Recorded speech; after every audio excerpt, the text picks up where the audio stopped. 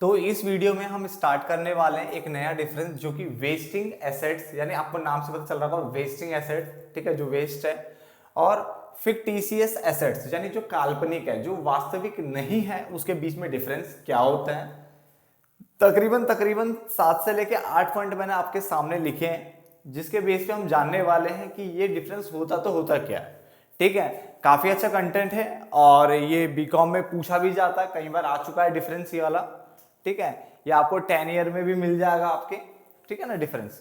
तो स्टार्ट करते हैं सबसे पहले मीनिंग से। Wasting assets are those assets, ये वो एसेट्स होती है that have a limited life span, जिसका जो जीवन काल है ना बेटा, वो काफी छोटा होता है, लिमिटेड होता है, काफी एक लिमिट तक होता है। और अब फोर्सिएबल रिडक्शन, आगे निकट भविष्य में क्या होने वाला, रिडक्शन होने वाला इन वैल्यू ओवर टाइम, यानी इसकी वैल्यू में क्या होता है, धीरे धीरे रिडक्शन देखने को मिलेगा। ठीक है ना।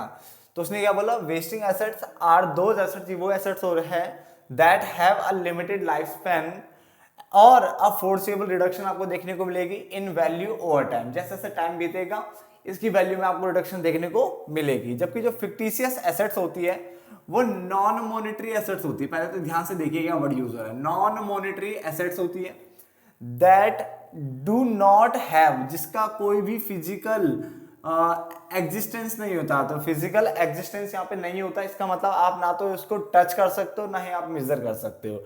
ठीक है, इनको सीन नहीं किया जा सकता, इनको टच नहीं किया जा सकता। ठीक है, तो पहले मीनिंग को ध्यान से समझे, देन उसके बाद हम आगे बढ़ेंगे। वेस्टिंग एसेट वो एसेट्स है जिनकी लिमिटेड लाइफ स्पैन होती है, जीवन काल बहुत लिमिटेड होता है, और अफोर्सिएबल रिडक्शन की मतलब जो वैल्यू में आगे निकट जो भविष्य में निकट जो समय आने वाला है उसमें रिडक्शन देखने को मिलती है। ठीक है, जैसे जैसे टाइम आएगा। जबकि जो फिक्टिशियस एसेट्स होती है वो नॉन मॉनेटरी एसेट्स होती है आपकी, that do not have physical existence, जिनकी फिजिकल एग्जिस्टेंस नहीं होती, और इनको ना ही आप टच कर सकते हो ना ही मेजर कर सकते हो। उसने ये बोला एग्जैक्ट मेजर कर पाना मुश्किल होता है। ठीक है, आगे इसने बोला फिजिकल एग्जिस्टेंस की अगर हम बात करें तो इनकी फिजिकल एग्जिस्टेंस होती है, इनकी फिजिकल एग्जिस्टेंस होती है, इसका मतलब ये अस्तित्व में होंगे। ठीक है, इनको आप टच कर पाओगे। जबकि these assets do not have physical existence, इनकी फिजिकल एग्जिस्टेंस नहीं होती, इसका मतलब आप इनको टच नहीं कर सकते। क्लियर। पॉइंट नंबर 3 पे आता है टेंजिबल। तो वेस्टिंग एसेट जो होती है वो टेंजिबल एसेट्स होती है, जबकि fictitious assets do not represent tangible value, वो टेंजिबल वैल्यू को रिप्रेजेंट नहीं करते। टेंजिबल का मतलब ही क्या होता है, आपने टेंजिबल इंटेंजिबल सुना होगा। टेंजिबल जिनको आप टच कर सकते हो, देख सकते हो, ठीक है, वो टेंजिबल होता है। जिनको आप टच नहीं कर सकते, देख नहीं सकते, वो इंटेंजिबल होता है, वो टेंजिबल नहीं है। तो उसने बोला ये रिप्रेजेंट नहीं करता टेंजिबल वैल्यू को। तो 3 पॉइंट क्लियर हो गए, तीनों पॉइंट मैं रिपीट करने जा रहा हूं ताकि आपको इसी वीडियो में सब कुछ समझ में आ जाए। वेस्टिंग एसेट्स वो एसेट्स होती है जिनकी जो लिमिटेड लाइफ स्पैन होती है और फोर्सेबल रिडक्शन देखने को मिलती है इन वैल्यू ओवर टाइम। जबकि जो फिक्टिशियस एसेट्स होती है वो नॉन मॉनेटरी एसेट्स होती है और इनका कोई फिजिकल एग्जिस्टेंस नहीं होता, ना ही इनको आप टच कर सकते हो। क्लियर हो गया। देन हमने फिजिकल एग्जिस्टेंस की अगर हम बात करें तो these assets do not have, या sorry these assets do have, इसका होता है फिजिकल एग्जिस्टेंस, इसका फिजिकल एग्जिस्टेंस होता है। जबकि इसका डू नॉट लिखा है तो इसका फिजिकल एग्जिस्टेंस नहीं होगा। अब इसका फिजिकल एग्जिस्टेंस है तो इसलिए टेंजिबल एसेट्स है, इसको आप टच कर सकते हो, देख सकते हो, बट इसका फिजिकल एग्जिस्टेंस नहीं था इसलिए ये टेंजिबल नहीं है, do not represent tangible value. Clear होगा, 3 पॉइंट समझ में आ गए। अब आते हैं चौथे पॉइंट के ऊपर जो कि हमारा है ट्रीटमेंट। कौन क्या है पॉइंट, ट्रीटमेंट है। तो इसमें क्या लिखा, वेस्टिंग एसेट्स जो होता है are accounted for by gradually, gradually मतलब होता है निरंतर रूप से, धीरे धीरे, ग्रेजुअली रिड्यूसिंग देयर वैल्यू, यानी वेस्टिंग एसेट्स को अकाउंट जब हम करते हैं तो इनकी जो वैल्यू है धीरे धीरे क्या होती है, रिड्यूस होती है, their value over time reflecting their diminishing worth. और ये अपनी जो है लगातार जो वैल्यू जो नीचे गिर रही है ना, इसको दिखाते हैं, इसको शो करते हैं। उसके बाद डिमिनिशिंग मतलब ही गिरना होता है। क्लियर। फिक्टिशियस एसेट्स जो होता है आर अकाउंटिंग एंट्रीज, ये हमारी क्या होती है, अकाउंटिंग एंट्रीज होती है। फिक्टिशियस एसेट्स क्या होती है, ये अकाउंटिंग एंट्रीज होती है, use to record certain expenses और लॉसेज, जो इसलिए एंट्रीज दी जाती है अकाउंट्स में ताकि कुछ सर्टेन एक्सपेंसेस होते हैं, कुछ लॉसेज होते हैं, उनको रिकॉर्ड किया जा सके। They do not represent assets, ये रिप्रेजेंट नहीं करते किसको, एसेट्स को रिप्रेजेंट नहीं करते with in inherent value and are often adjusted और एमोटाइज ओवर टाइम। और इनको क्या कर दिया जाता है, एडजस्ट किया जाता है या एमोटाइज किया जाता है। एमोटाइज मतलब होता है रिटर्न ऑफ, क्या होता है रिटर्न, अमोर्टाइज मतलब होता है रिटर्न ऑफ, तो रिटर्न ऑफ किया जाता है। जैसे हम टेंजिबल एसेट्स होती है कोई, जैसे मान लो आपकी प्लांट है, तो प्लांट के ऊपर जो वैल्यू उसकी गिरती है तो उसको हम डेप्रिसिएशन बोलते हैं। क्या बोलते हैं? डेप्रिसिएशन। ऐसे जो टेंजिबल नहीं है, जो इंटेंजिबल है, उसकी अगर वैल्यू गिरती है उसको अमोर्टाइजेशन बोलते हैं, सेम एज डेप्रिसिएशन मान लो, ठीक है। अगर टेंजिबल एसेट्स की वैल्यू गिरती है तो हम डेप्रिसिएशन वर्ड यूज कर रहे हैं, और इंटेंजिबल वैल्यू की एसेट्स अगर गिर रही है तो हम अमोर्टाइजेशन लगाते हैं। तो ये टेंजिबल तो है ही नहीं, तो टेंजिबल नहीं है तो यहाँ पे अमोर्टाइज वर्ड यूज होता है कि अमोर्टाइज किया जाता है ओवर टाइम, मतलब इसको रिटर्न ऑफ किया जाएगा आगे आने वाले टाइम में। आगे डिप्लीशन और रिटर्न ऑफ की अगर हम बात करें तो दीज गेट डिप्लीटेड, इसको ये डिप्लीटेड होते हैं ग्रेजुअली। डिप्लीटेड मतलब होता है इनकी धीरे धीरे कमी देखने को मिलती है, निरंतर ये कम होते रहते हैं, धीरे धीरे कम होते हैं, तो डिप्लीटेड वर्ड यूज होता है। जबकि इनका जो होता है बेटा वो रिटर्न ऑफ होता है क्या होता है? इनका रिटर्न ऑफ होता है। क्लियर हो गया? देन मॉर्टगेज की अगर हम बात करें तो मॉर्टगेज जो वर्ड आया है ये होता क्या, अगर आपको इसके बारे में नहीं पता तो आप मेरी एक वीडियो जो है मॉर्टगेज, हाइपोथिकेशन और प्लेज के ऊपर मैंने बनाई थी।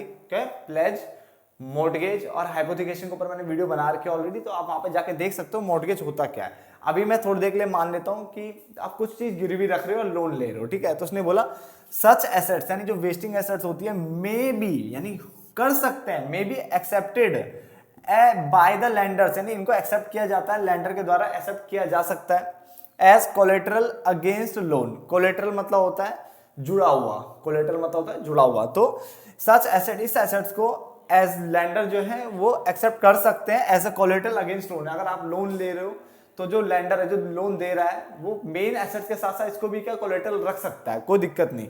जैसे मान लो मैं आपसे लोन लेने गया, मैंने आपसे बोला मुझे 1 लाख का लोन चाहिए, तो आपने मान लो थोड़ी देर के लिए मान लो बोर्ड ये गिरवी रख लिया, तो बोर्ड के साथ साथ क्या है आप वेस्टिंग एसेट्स को भी एज अ कोलेटर मतलब जुड़ा हुआ उसके साथ ये भी गिरवी रख सकते हो, ठीक है ना। यानी ये चीज लैंडर बोलेगा हाँ रख सकते हो, आप ले सकते, मतलब मेरे को ये गिरवी दे सकते हो, ठीक है ना।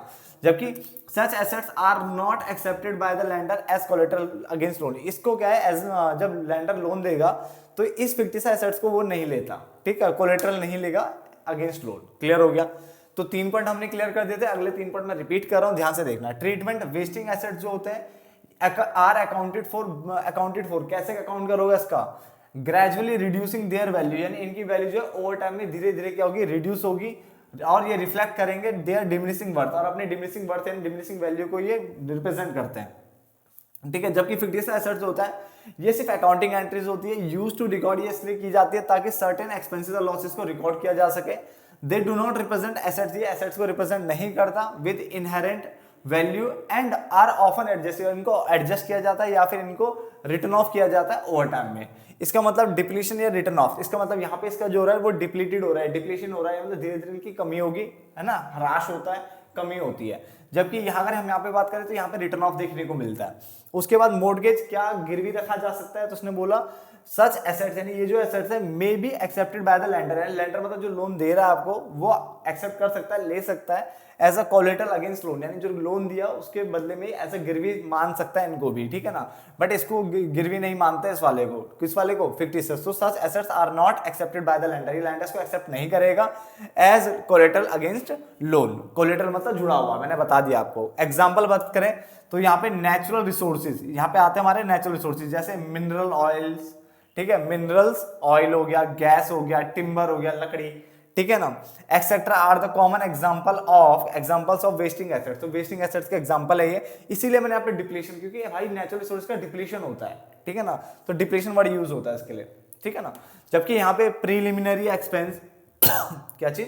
प्रीलिमिनरी एक्सपेंस हो गया, एक्यूमुलेटेड लॉसेस हो गया, या डेफर्ड रेवेन्यू एक्सपेंडिचर हो गया, discount on issue of debenture हो गया, preliminary expense, accumulated losses, deferred revenue expenditure, discount on issue of debenture etc are considered fictitious assets। इनको fictitious assets बोला जाता है, ठीक है।